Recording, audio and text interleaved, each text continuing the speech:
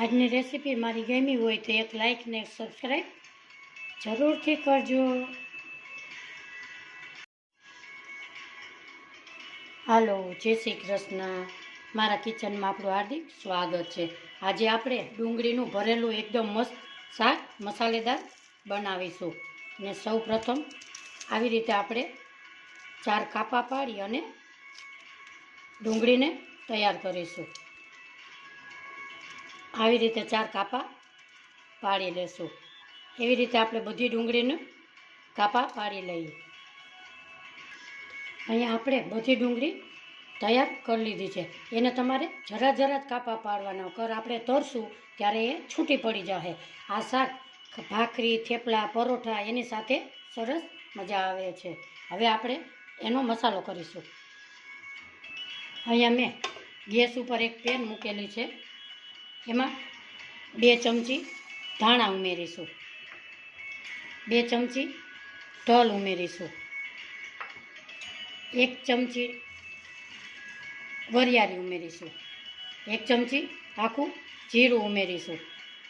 એને થોડું શેકી લઈએ આપણે, બહુ વધારે શેકવાનું નથી।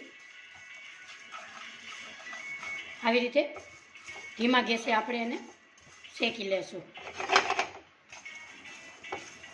આ મસાલો અંદર નાખવાથી એ શાકનો ટેસ્ટ એકદમ સરસ આવે છે। આપણે અહીંયા એકદમ સરસ શેકાઈ ગયું છે। હવે ગેસની ફ્લેમ બંધ કરીશું। 2 મિનિટ આપણે એને ઠંડુ થવા દેશું। સૌ પ્રથમ આપણે ગ્રેવી બનાવી લઈએ। આમાં મેં નાની 2 ડુંગળી લીધી છે, નાના 2 ટમેટાં લીધા, 1 લીલું મરચું અને આદુનો ટુકડો, એને આપણે ગ્રેવી કરી લઈએ।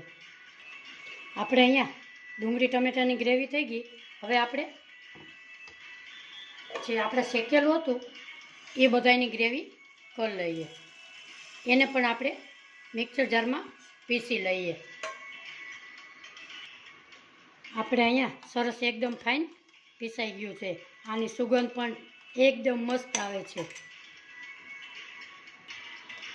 આપણે ગેસ ઉપર એક કઢાઈમાં તેલ મૂકેલું છે, એમાં આપણે ડુંગળી મૂકીશું। નીચેનો ભાગ છે એ આવી રીતે આપણે મૂકીશું, એટલે આપણી ડુંગળી છૂટી ન પડે।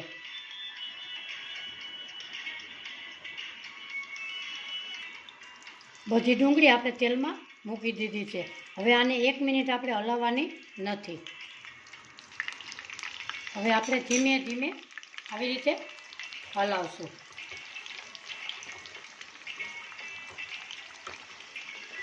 આવી રીતે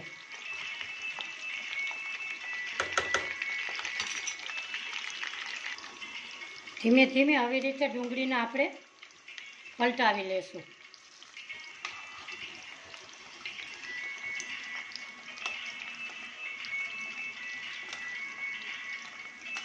આ શાક ખાવામાં ખૂબ જ સ્વાદિષ્ટ લાગે છે। તમે પણ ચોક્કસથી ટ્રાય કરજો। આપણી ડુંગળી સરસ ફ્રાય થઈ ગઈ છે। હવે આપણે એક પ્લેટમાં કાઢી લેશું। આપણી ડુંગળી અહીંયા બધે આપણે તેલમાંથી ફ્રાય કરી અને કાઢી લીધેલી છે। એ જ કઢાઈમાં આપણે થોડુંક તેલ કાઢી અને 4-5 ચમચી જેટલું તેલ એમાં રહેવા દીધું છે। હવે એમાં ઉમેરીશું આપણે રાઈ, 1/2 ચમચી જીરું। એને હવે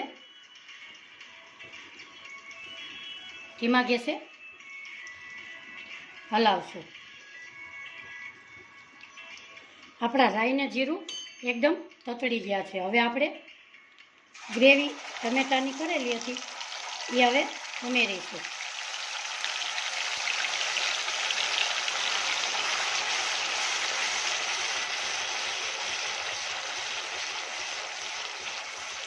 એને આવી રીતે હલાવીશું।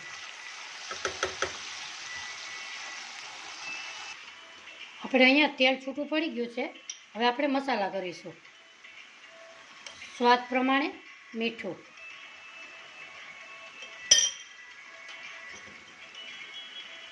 લાલ મરચું, હળદર, ધાણા જીરું પાવડર. એને આપણે હવે મિક્સ કરીશું. તેલ છૂટું પડી જાય, મસાલો આપણો એકદમ સોતળાઈ જાય ત્યાં સુધી આપણે પકાવવા દઈશું.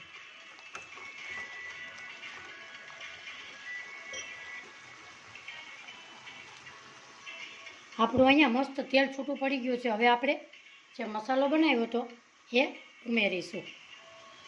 એને પણ આવી રીતે મિક્સ કરી લઈએ.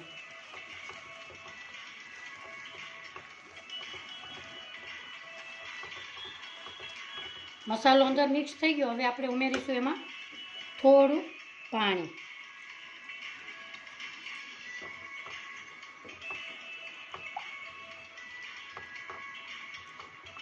તેલ છૂટું પડે ત્યાં સુધી આપણે એને પકાવવા દઈશું. આપણું અહીંયા સરસ તેલ છૂટું પડી ગયું છે. હવે આપણે નાખીશું માથે ડુંગળી. એને પણ હવે ધીમી રીતે આવી રીતે મિક્સ કરીશું. આજની મારી રેસીપી તમને ગમે તો એક લાઈક ને એક શેર સબસ્ક્રાઈબ જરૂરથી કરી દેજો. નાખીશું ધાણા ભાજી. માથે નાખીશું આપણે અડધી ચમચી ગરમ મસાલો.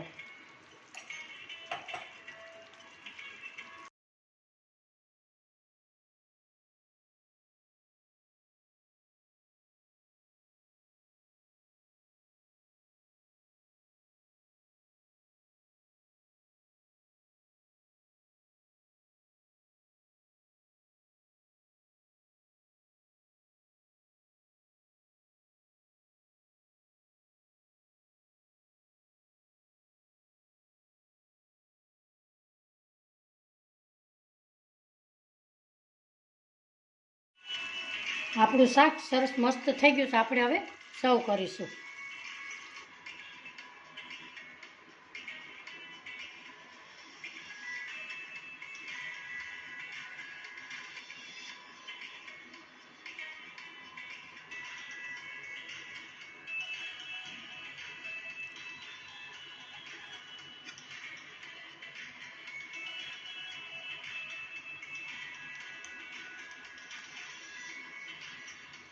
આજની મારી રેસીપી તમને ગમે તો એક લાઈક ને એક સબસ્ક્રાઈબ જરૂરથી કરજો.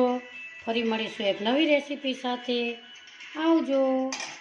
જય શ્રી કૃષ્ણ.